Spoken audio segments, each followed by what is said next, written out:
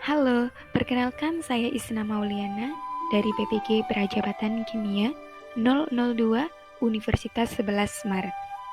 Di sini saya akan menyampaikan tugas tentang demonstrasi kontekstual topik 2 pada materi pembelajaran diferensiasi. Di sini saya akan membahas tentang diferensiasi produk.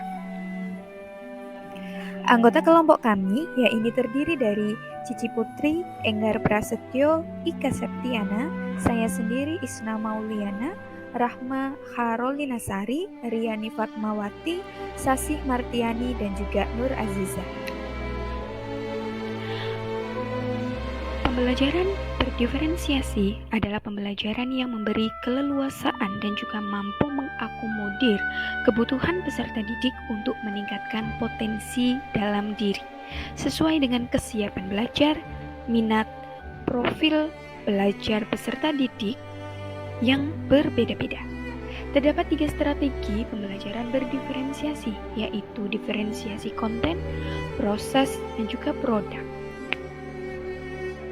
Diferensiasi produk merupakan menampilkan dan juga mendemonstrasikan hasil pekerjaan dari peserta didik kepada guru dan juga teman yang lainnya.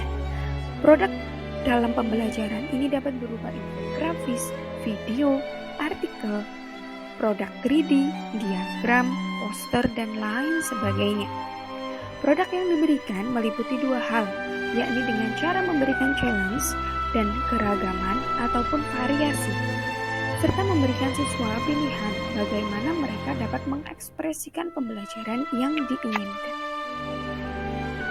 Sebagai ilustrasi, seorang guru kimia melakukan praktikum mulai dari perbedaan koloid, suspensi, dan juga larutan, serta sifat dari koloid. Guru memberikan sebuah penugasan, yakni hasil dari praktikum tersebut berupa laporan, di mana laporan ini dapat berbentuk sesuai dengan minat peserta didik. Sebagai contoh, ada beberapa siswa yang memilih membuat laporan praktikum koloid ini berupa video. Ada juga peserta didik yang memilih laporan praktikum dalam bentuk infografis, dan juga ada pula yang berkeinginan membuat laporan dalam bentuk podcast. Contoh dari produk berupa video.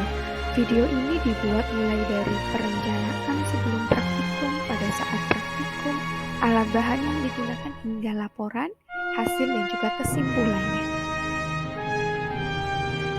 Produk kedua, infografis. Ini merupakan ilustrasi.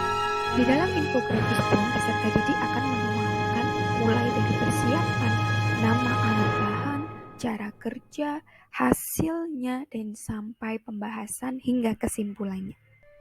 Kemudian produk yang ketiga adalah podcast, di mana peserta didik dapat menceritakan dari awal praktikum hingga akhir dengan menarik kesimpulan berdasarkan hasil praktikum tersebut. Keuntungan dari podcast salah satunya yaitu dapat diulang-ulang untuk didengarkan hingga peserta didik yang lain pun dapat semakin paham. Ingat, dalam membuat produk, walaupun berbeda-beda, guru harus tetap memperhatikan rubrik penilaian untuk konten yang ada di dalam isi laporan tersebut, berupa apa saja yang akan dinilai, sehingga tidak bersifat subjektif dalam video, infografis, maupun podcast ataupun produk-produk yang lainnya. Jadi, guru harus melibatkan peserta didik dalam menentukan rubrik penilaian dari produk tersebut.